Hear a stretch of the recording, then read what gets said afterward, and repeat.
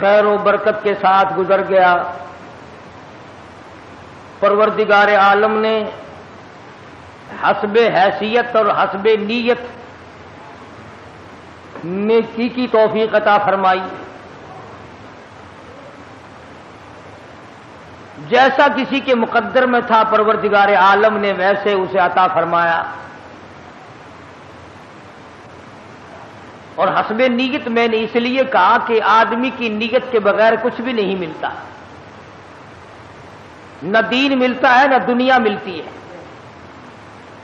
یہی وجہ ہے ہمارا دنیا کے بارے میں یہ یقین ہے کہ اگر محنت کریں گے کچھ ملے گا، دوڑ دھوپ کریں گے کچھ ملے گا، ہاتھ پاؤں ماریں گے تو کچھ ملے گا، یوں ہی کچھ نہیں ملے گا۔ اور مسلمانوں دین کے بارے میں بھی کم سے کم یوں خیال کر لو کہ اگر ہاتھ پاؤں مارو گے تو کچھ ملے گا، دوڑ دھوپ ہوگی تو کچھ ملے گا، کوشش کریں گے تو کچھ ملے گا، خام خواہ کچھ نہیں ملے گا۔ اگر روپیہ پیسہ دھن دولت بغیر کوشش اور محنت کے دستیاب نہیں ہوتا تو جنت کیسے مل جائے گی؟ رضائے الہی کیسے حاصل ہو جائے گی؟ وہ تو بہت بڑی دولت ہے۔ اور یہ دنیا جس کے پیچھے ہم ہاتھ دھو کر پڑے ہوئے ہیں، صحابہ کرام نے، انبیاء کرام نے، اولیاء اعظام نے اس پر تھوکا بھی نہیں، وہ اس کی پرواہ ہی نہیں کرتے تھے۔ ان کے اندر ایک یقین تھا کہ رب العالمین کا وعدہ ہے کہ کھلانا میرا کام ہے، میرے دروازے پہ سر جھکانا تیرا کام ہے۔ وہ کہتے تھے ہم کھانے کے پیچھے کیوں پڑے جب کھلانا اس کے ذمے ہے۔ والذی هو یطعمنی ویسقین وَإِذَا مَرِضْتُ فَهُوَ يَشْفِينِ۔ فرمایا کھلانے والا میں، پلانے والا میں، بیمار ہو جاؤ شفا دینے والا میں۔ اللہ لطیف بعبادہ یرزق من یشاء۔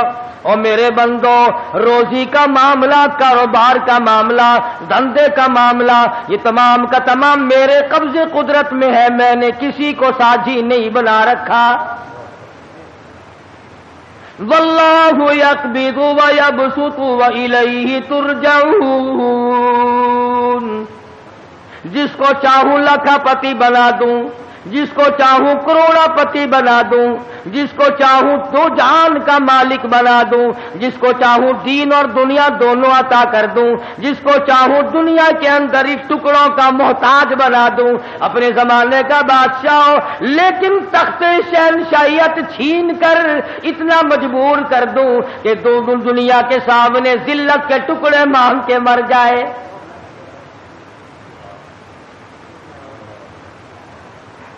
فرمایا کام اللہ میاں کا ہے، لم یحتسب، وہاں سے کھلاؤں گا جہاں کا تجھے کبھی گمان بھی نہ آیا ہوگا، تیرا خیال بھی نہ ہوگا۔ لَأَكَلُوا مِن فَوْقِهِمْ وَمِن تَحْتِ أَرْجُلِهِمْ۔ جب تم میرے بن جاؤ گے، میری طرف جھک جاؤ گے، میرے عبادت گزار بن جاؤ گے، میری توحید کی پرستار بن جاؤ گے، میرے نام کے ساتھ شرک کی لعنت نہیں لگاؤ گے، مجھے سارے جان کا مالک و خالق مانو گے، اولاد کا مالک میں، مال کا مالک میں، تیری جان کا مالک میں، تیرے کارخانے کا مالک میں، تیری دکان کا مالک میں، تیرے بیوی بچوں کا مالک میں، تیرے عزیز و اقربا کا مالک میں۔ واللہ علی کل شیء قدیر۔ اور سارے جان پہ قبضہ قدرت میرا ہے، اور آج میرے بندے مان جا تیرا مالک بھی میں۔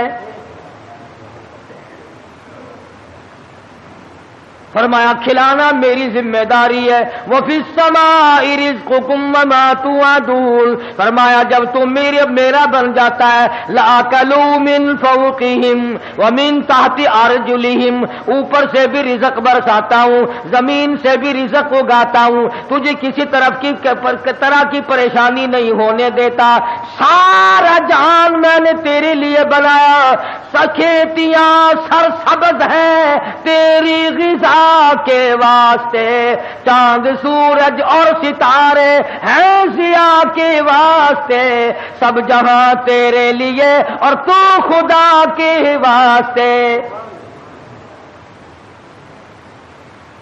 فرمایا اس بات کے غم میں تو پڑھائی نہ کر، میں بھی شامل ہوں آپ ہی لوگوں میں، رات کو نیند نہیں آتی، کس طرح پلے گا بال بچہ، کس طرح کاروبار چلے گا، اے کاش ہماری نیند اڑے تو یوں اڑے، اے میرے مالک اگر قبر میں تیرا سہارا نہ ملا تو میں کہاں جاؤں گا، میدان حشر کی بربادی میں اگر تیری رحمت کا سایہ نہ ملا تو میں کہاں جاؤں گا، پل صراط سے گزرتے وقت اگر تیری کریمی مجھ پر نہ ہوئی تو میں کہاں جاؤں گا۔ اس پر ہمارا یقین نہیں، اس لیے پریشانی نہیں، اس لیے غم نہیں، اس لیے حزن و ملال نہیں۔ حضرات صحابہ اکرام رضوان اللہ تعالی علیہ مجمعین کی جماعت ان تمام چیزوں کو سمجھ چکی تھی، نبی کی تعلیمات کا صحیح اثر ان پہ ہوا، انہوں نے ظاہری باطنی اخلاقی سیاسی مادی طور پر حضور کی تعلیمات کو قبول کیا۔ انہوں نے یوں کہہ کر جان نہیں چھڑائی تھی کہ صاحب مذہب اور ہے سیاست اور ہے۔ جب آدمی اندر سے بے ایمان ہو جائے نا پھر ہزاروں رستے نکالتا ہے، ہزار رستے بنا کر اپنے آپ کو چلانا چاہتا ہے پر اللہ پاک چلنے نہیں دیتا۔ جیسا کہ ہمیں عادت پڑی ہوئی ہے ہر معاملے میں جھوٹ بولنے کی۔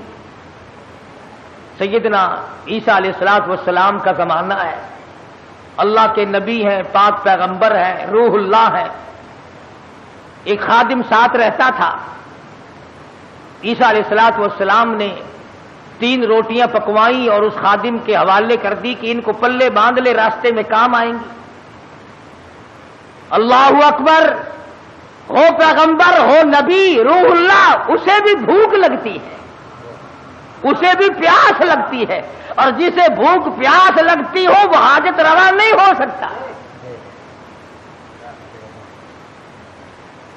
3 روٹیاں بنوا کر عیسیٰ علیہ الصلوۃ والسلام نے خادم کے حوالے کر دی۔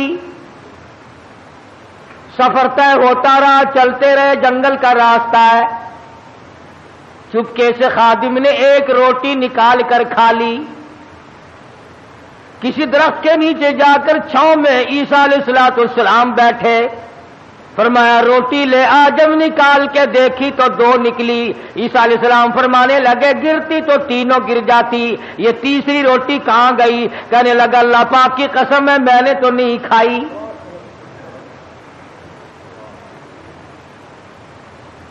جیسے ہمارے یہاں قسم کی کوئی قیمت نہیں، یوں ہی بلا وجہ قسم کھاتے رہتے ہیں ہم لوگ، سانس سانس میں قسم۔ اور علماء نے لکھا ہے کہ زیادہ قسمیں کھانا بھی جھوٹا ہونے کی علامت ہے۔ جو ہر عام قسمیں کھاتا ہے اس کو خدا کی قسم سے کیا آر ہے، کیا غیرت ہے اس کو۔ تو عیسیٰ علیہ الصلوۃ والسلام سمجھ گئے کہ اس نے جھوٹ بولا ہے، اور جھوٹ بولنے والا اگر میری ساتھ رہا تو کہیں خدا کا مجھ پر عتاب نہ آ جائے۔ نبی ڈرتا ہے اس بات سے کہ میرے ساتھ جھوٹ بولنے والا نہ رہے، کہیں اس کی وجہ سے اللہ کی ناراضگی نہ آ جائے۔ کبھی ہم نے بھی سوچا کہ یہ سوسائٹی، یہ مجلس، یہ معاشرہ، یہ ماحول جو ہر وقت جھوٹ کی طرف گامزن ہے، ہم اس سے بچنے کی کوشش کریں؟ کبھی نہیں۔ کہتے کیا کریں جی، آخر زمانے کی رفتار ہے، زمانے کے حالات کے ساتھ ساتھ چلنا پڑے گا۔ اگر قیامت میں اللہ پاک نے یہ فرما دیا کہ بھی زمانے کی رفتار ہے، سب کو جہنم میں جانا پڑے گا، پھر کیا ہوگا؟ تو اللہ کے پیغمبر نے معجزہ دکھایا۔ عیسیٰ علیہ الصلوۃ والسلام کا ایک معجزہ یہ بھی تھا کہ مٹی کی ڈھیری بنائی اور فرماتے تھے اللہ کے حکم سے سونا بن جا، بس وہ سونا بن جایا کرتا تھا۔ جب سے یہ واقعہ تفسیر میں نے سنا، کئی مرتبہ میرا دل کرتا ہے اگر کوئی وظیفہ بتا جاتے سونا بنانے کا تو میں بھی پڑھ لیا کرتا۔ اور تم سارے میرے پاؤں دباتے آ کر کہ سونا بنانے کا وظیفہ ہمیں بھی بتا دیں. صلاۃ الحاجات پوچھنے کوئی نہیں آتا, صلاۃ التسبیح پوچھنے کوئی نہیں آتا, خدا کو منانے والی نماز پوچھنے والا کوئی نہیں آتا, خدا کے نام پر صحیح خیرات کرنے کا مسئلہ پوچھنے کوئی نہیں آتا, زکات دینے کا صحیح مسئلہ پوچھنے کوئی نہیں آتا. اگر میں سونا بنانا سیکھ جاتا تو سارا پاکستان اور بلکہ دوسرے ملکوں کے لوگ بھی الحمدللہ یہاں میرے قدم اور پاؤں پکڑتے.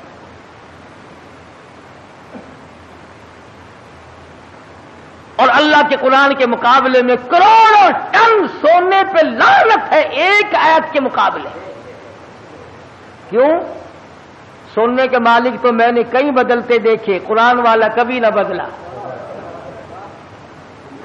سونے چاندی کے مالک تو میں نے کئی بدلتے دیکھے, اور یوں بدلے کہ تو برائے بندگی ہے یاد رکھ, تو برائے بندگی ہے یاد رکھ, بہر سر افگندگی ہے یاد رکھ. تو برائے بندگی ہے یاد رکھ, بہر سر افگندگی ہے یاد رکھ, چند روزہ زندگی ہے یاد رکھ, ورنہ پھر شرمندگی ہے یاد رکھ.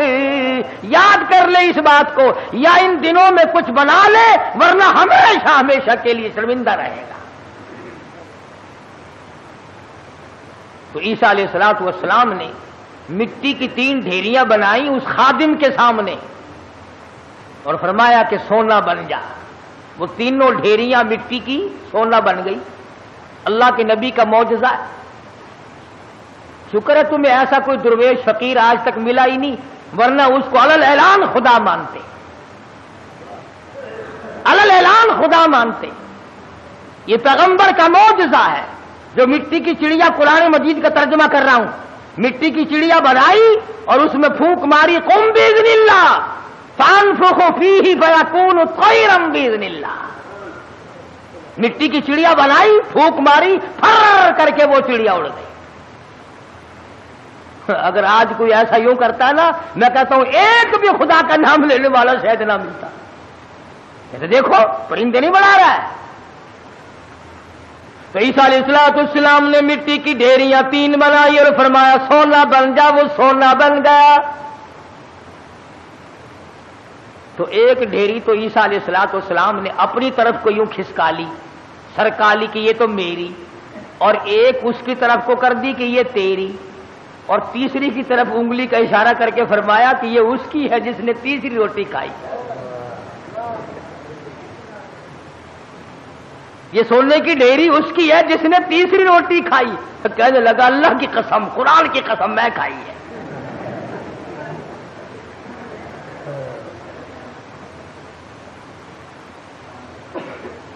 اللہ کے پیغمبر کی آنکھوں میں آنسو آ گئے. فرمایا ادھر بھی قسم ہے. وہ دنیا کے طلبگار کیا کرے گا اس سونے کو لے کر؟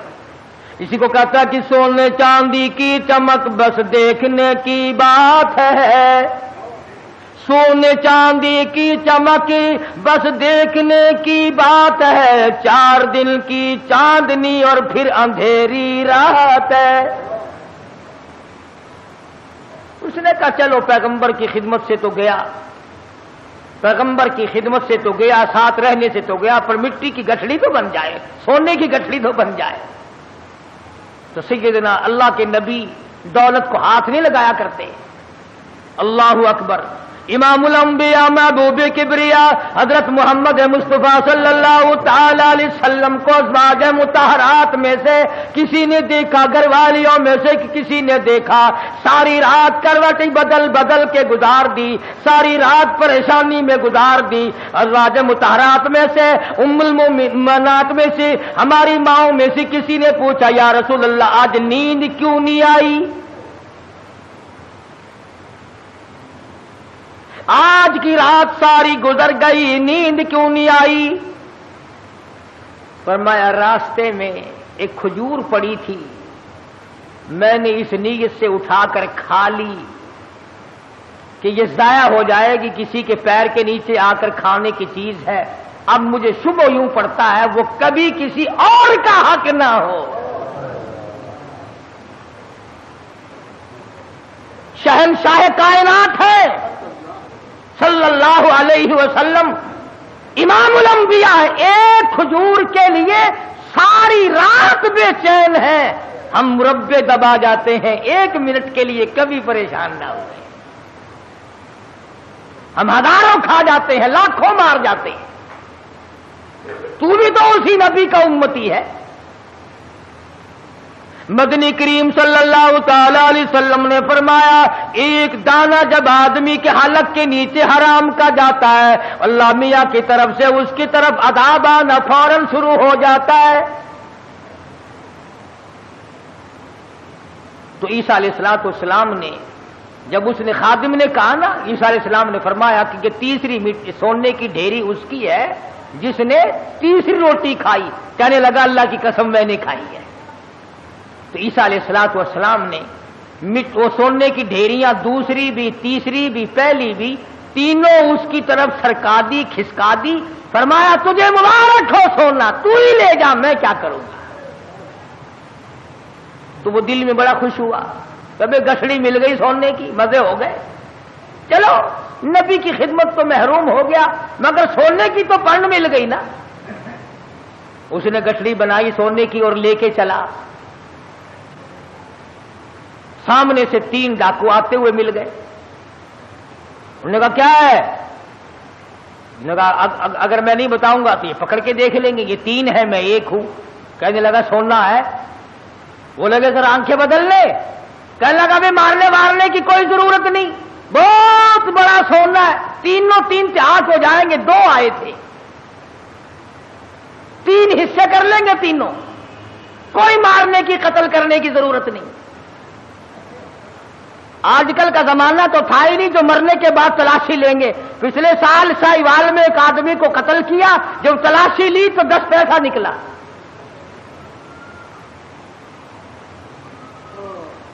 ابھی تم سوچ رہے ہوگے کہ وہ کتنا بڑا بے ایمان آدمی ہوگا جو نبی کا ساتھ چھوڑ گیا، عیسیٰ علیہ السلام کا ساتھ چھوڑنے کی وجہ سے چھوڑ دیا۔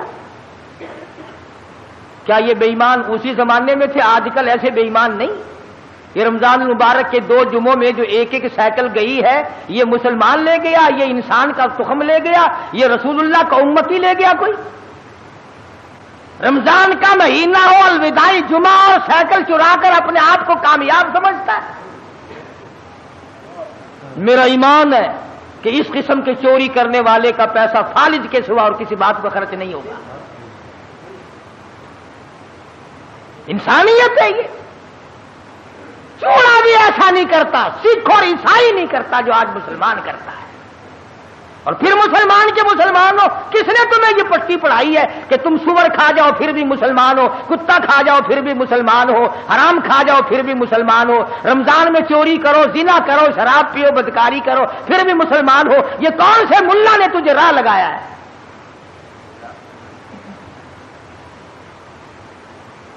اسی لیے تو ان مولویوں سے لوگ خوش ہیں، بس وہ کہتے ہیں جی کبوتروں کے لیے پیسے دو، میں دانا جا کے ڈالوں گا بیت اللہ کو، ساری عمر شراب پیو، جوا کھیلو، حرام خوری کرو، بس کبوتر دانا کھا کے بیت اللہ کے کنگورے تے بہ کے آنکھ دے گا میں ہوں وہ دانا کھا بیٹھا جڑے ویلے تائی تو انہیں بس کے نہیں، میں تیرے کعبے تو لاندہ نہیں۔ تو خود ٹھگ ہے، اسی لیے بڑے بڑے ٹھگ جو چاروں طرف پھرتے انہی کے قابو آتا ہے۔ 2 آدمیوں کے مطلب کا تو رہ گیا، یا ویزا بنوانے والے کا اور یہاں تیرے باپ کو جنت میں داخل کرانے والا ملا، جو 2 آدمیوں کا ٹھیکہ رہ گیا، سارے ٹھیکے ختم ہو گئے۔ ایمان نہیں ہے، دماغ میں کھوپڑی میں دماغ نہیں ہے، اللہ کے قرآن کا کوئی پتہ نہیں کہ وہ تجھے کیا فیصلہ دیتا ہے۔ وہ کہنے لگا بھی مارنے دھاڑنے کی کوئی ضرورت نہیں، سونا بہت ہے، 2 تم ہو 1 میں ہوں، حصے کر لیں گے 3۔ انہوں نے کہا چلو ٹھیک ہے، ہاتھوں سے کھلتے ہو تو دانت نہیں لگانے چاہیے، جب یوں ہی مل رہا ہے تو کیا ضرورت ہے مارنے وارنے کی۔ بھوک تو لگتی، راستے میں چلتے چلتے اس کی بھوک لگی، شہر کے قریب گئے تو ایک کو کہنے لگا جاؤ تو روٹی پکوا کے لا شہر سے۔ 2 ماں کسی درخت کے چھاؤں میں بیٹھ گئے، سو گئے۔ دنیا ساری پر مکر ہے، دنیا ہی نام فتنے کا نام دنیا ہے۔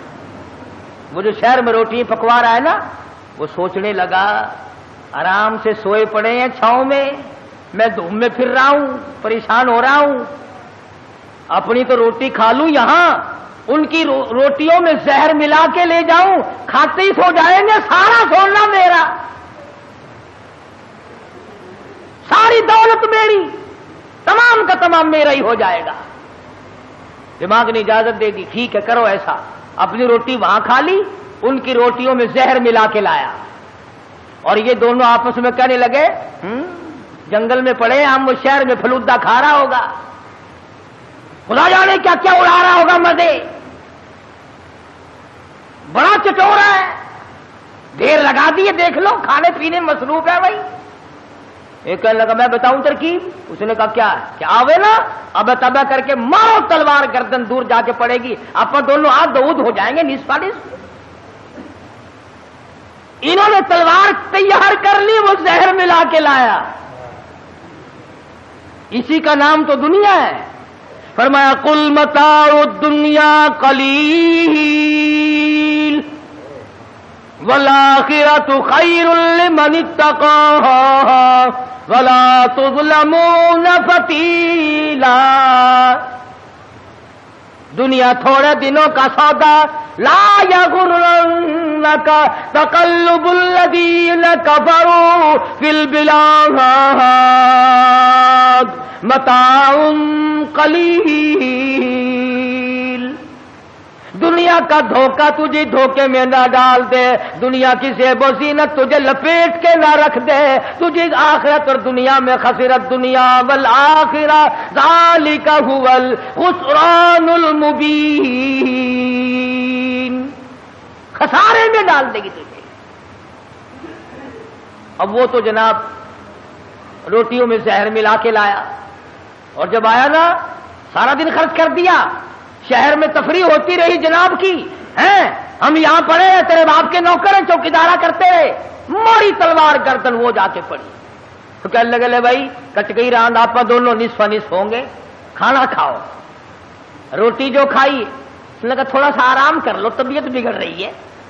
اس زمانے میں 7 اپ تو تھی نہیں جو فوراً پی لیتے، ان لگا تھوڑی سی طبیعت بگڑ گئی، کیا بات ہے تھوڑے سے سو جاؤ۔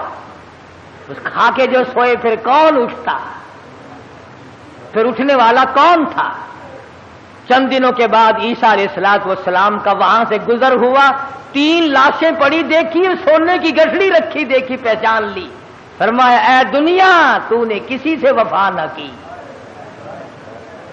اے دنیا تو نے کسی سے وفا نہ کی، تو کسی کی نہ بنی، تو نے دنیا کو مروایا اور تو پھر بھاگ کر کسی اور کی بن گئی، اس کو مروایا پھر کسی اور کی بن گئی، اس کو تباہ کرایا پھر کسی اور کی بن گئی، تیرے شوہروں کا کوئی ٹھکانہ ہی نہیں۔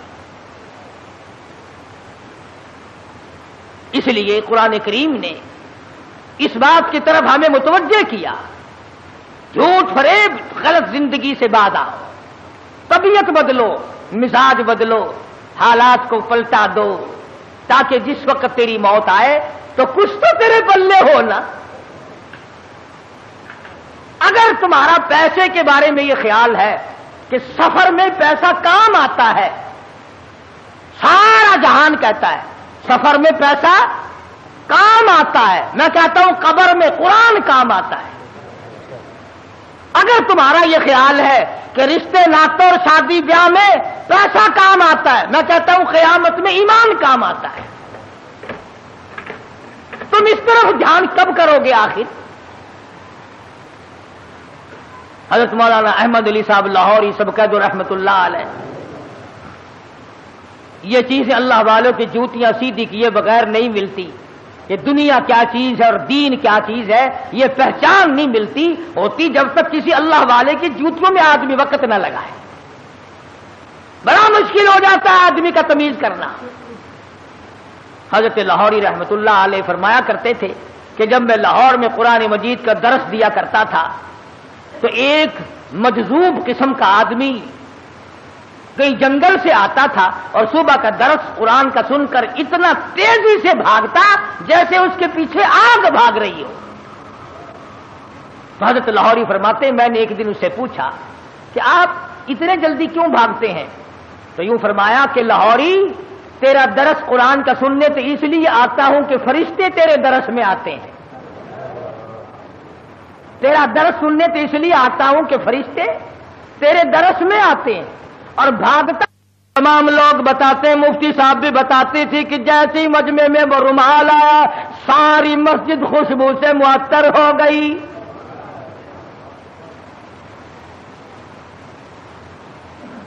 مفتی صاحب فرماتے تھے کہ ہماری سمجھ میں نہیں آتا تھا کہ یہ خس عطر کی خوشبو ہے، ہینا کی ہے، گلاب کی ہے، چمیلی کی ہے،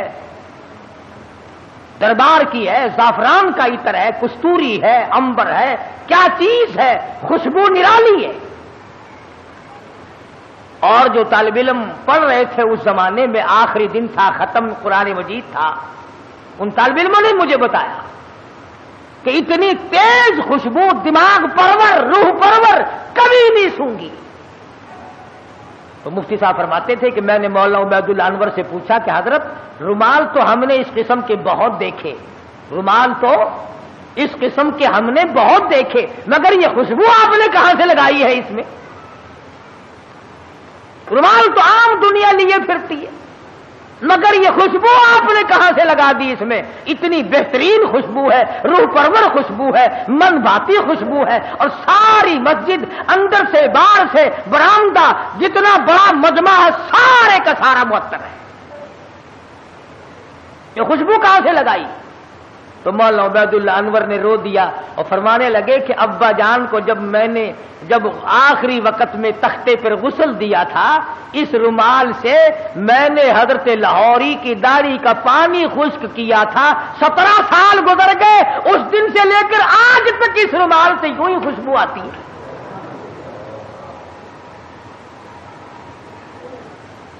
17 سال کے بعد بھی کپڑے سے یوں ہی خوشبو آتی ہے۔ کئی لوگ ہمیں کہہ دیتے ہیں کہ یہ قاری حنیف تو ولیوں کو نہیں مانتا، لو دیکھو میں تو ولیوں کی داڑھی کے اندر سے اتنی خوشبو مانتا ہوں کہ جو دنیا میں نہیں ملتی۔ پر ولی ہونا ننگا تو نہ ہونا، ولی ہو، اللہ والا ہو، سرکار مدینہ کا غلام ہو، قرآن کا خدمت گزار ہو، ساری عمر قرآن کے آگے، قرآن ہاتھ میں لے کر اور قرآن کریم پہ عمل کرتے ہوئے گزارتے۔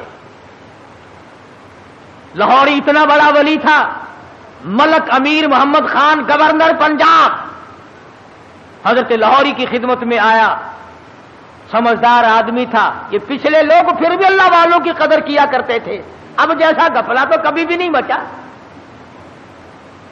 حضرت لاہوری سے عرض کیا نواب گورنر پنجاب نے کہ میری بچی کا نکاح آپ نے پڑھانا ہے، میری بچی کا نکاح آپ نے پڑھانا ہے۔ تو فرمایا کچھ شرطیں ہیں میرے جیسا ہوتا تو اسی وقت اچھا جی سبحان اللہ سبحان اللہ، گورنر صاحب کی بچی کا نکاح میں پڑھاؤں، سارے پاکستان میں چرچا ہوگا، اخبار میں فوٹو آئے گا، ہزاروں نکاح لوگ مجھ سے اور پڑھوائیں گے، آمدنی کا ذریعہ بڑھے گا۔ سبحان اللہ، لگ جاتا پیچھے میرے جیسا ملا ہوتا کوئی۔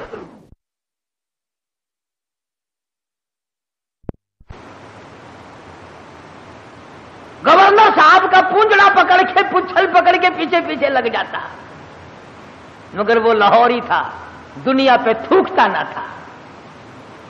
کہا گورنر صاحب 3-4 شرطیں ہیں میری، پہلی شرط تو یہ ہے کہ تمہارا وہ جو آئلی قوانین کا فارم ہے میں اس پہ دستخط نہیں کروں گا، اور دوسری شرط یہ ہے کہ ایک ٹیڈی نہیں لوں گا، اور تیسری شرط یہ ہے کہ اس مجمع میں عورت نہ ہو، اور چوتھی شرط یہ ہے کہ 10 منٹ سے زیادہ نہیں ٹھہروں گا۔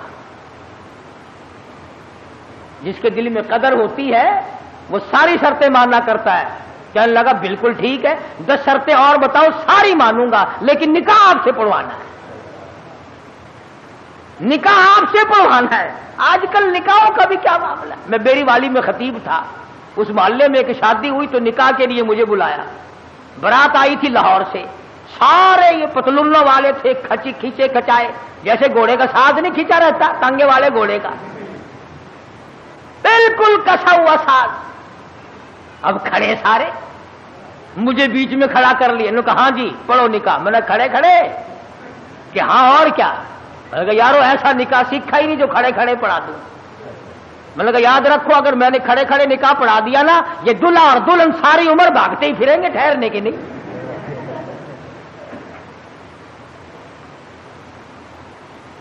میں نے کہا میری جگہ تو بناؤ بیٹھنے کی. کہنے لگا جی تنگی تھی اس لیے کھڑے ہونے کا انتظام کر دیا, یہ کھانا بھی کھڑے ہو کے کھایا ہے, نکاح بھی کھڑے کھڑے ہو جائے. بولا کہ میں تو ڈرتا ہوں تم سارے کام کھڑے کھڑے نہ کر شروع کر دینا, پھر تو کام چلے گا ہی نہیں, کوئی اعتبار نہیں تمہارا. آخر بڑی مشکل سے میرے بیٹھنے کی جگہ بنائی. کہنے لگا جی دلہا تو کھڑا رہا. ارے میں نے کہا نکاح تو اسی کا ہے نا, یہ نکاح ہی میں کھڑا ہوا پڑھا دوں گا, کھڑا ہوا نکاح پڑھا دوں گا. پھر اور بڑی مشکل سے یوں پیر پھیلا کر, جیسے کتا نہیں بیٹھتا اس نے یوں پیر پھیلائے, پیچھے سے پڑاک کر کے پتلون پھٹ گئی.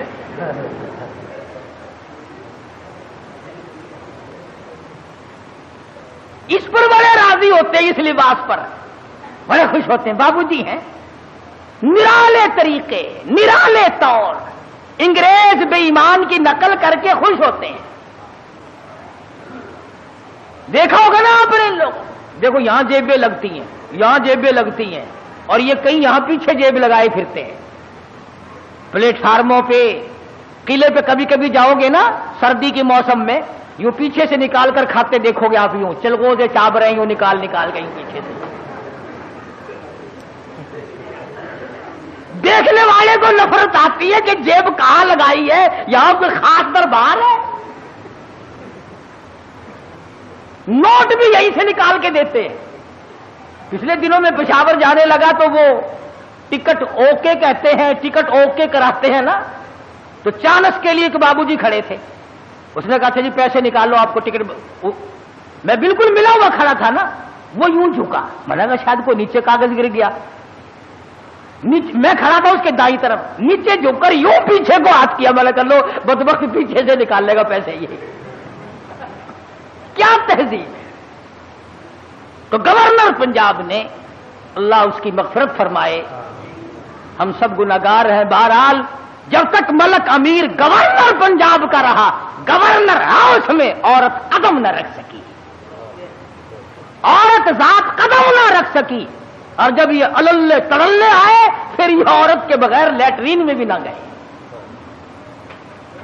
میں عرض کر رہا تھا, بات کسی اور طرف چلی گئی کہ حضرت لاہوری رحمت اللہ علیہ نے ایسے وقت میں بھی وہ بادشاہوں کے سامنے, وہ گورنروں کے سامنے, وہ طالب علم اور فقیروں کے سامنے یکساں ولی سے بدلہ نہیں کرتے تھے. چنانچہ وہی شرطیں پوری ہوئی اور حضرت نے جا کے نکاح پڑھا دیا. تو مولانا عبید اللہ انور فرماتے تھے کہ ابا جان کو جب غسل دیا گیا تو آخری وقت میں نے اس رومال سے داڑھی صاف کی تھی. 17 سال گزر گئے, ہمیں آج تک عطر خریدنے کی ضرورت نہیں پڑی.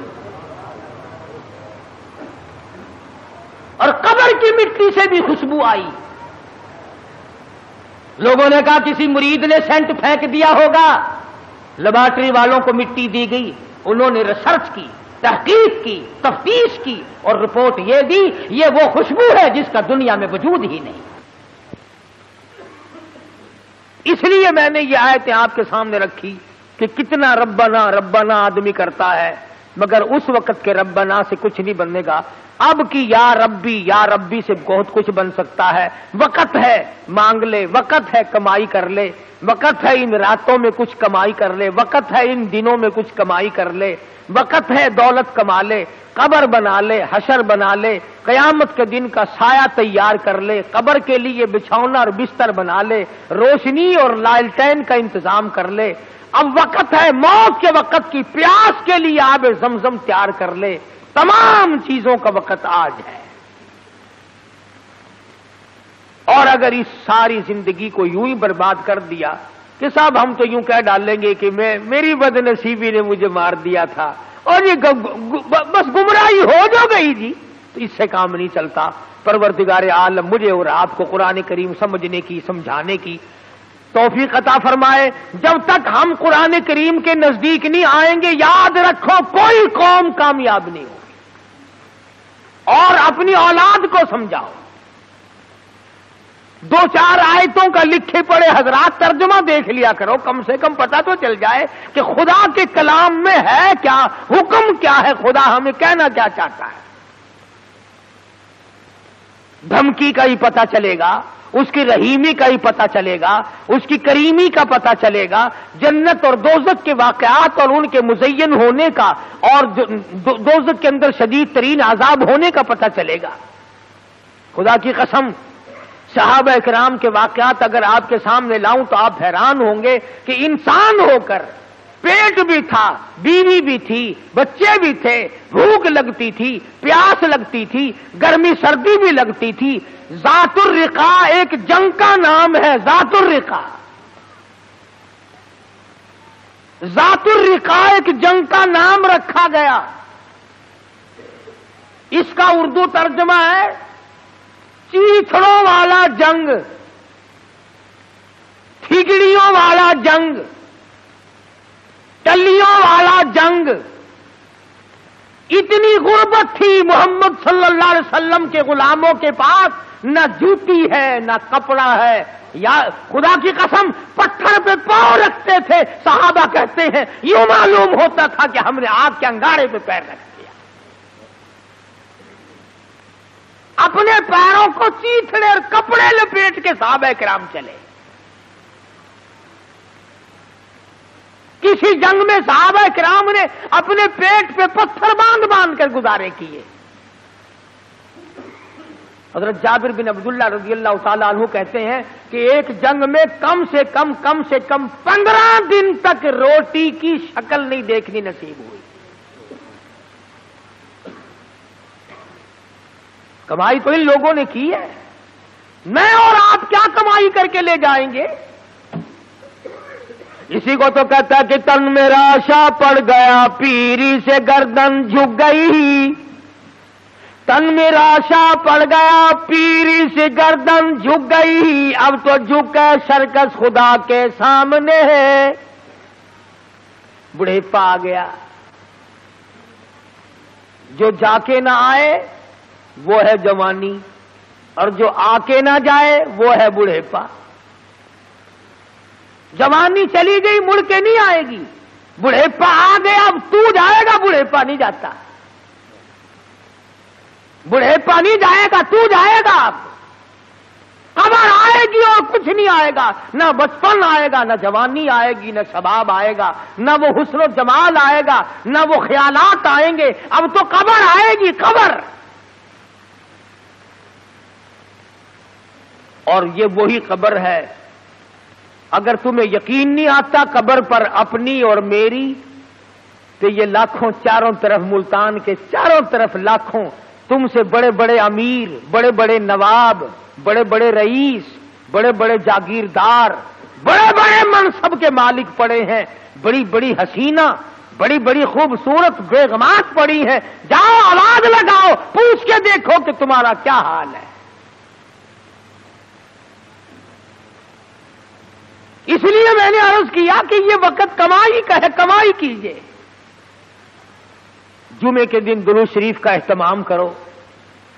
سلطان نور الدین زنگی رحمت اللہ علیہ نے ایک جمعرات کو 700 مرتبہ درود شریف پڑھا، 1000 مرتبہ پڑھے بغیر سویا نہیں کرتا تھا۔ تو محمد کریم صلی اللہ علیہ وسلم کے خواب میں زیارت ہوئی، فرمایا نور الدین آج 300 مرتبہ درود شریف کم کیوں پہنچا؟ کبھی تجھے بھی حضور کی زیارت ہوئی خواب میں؟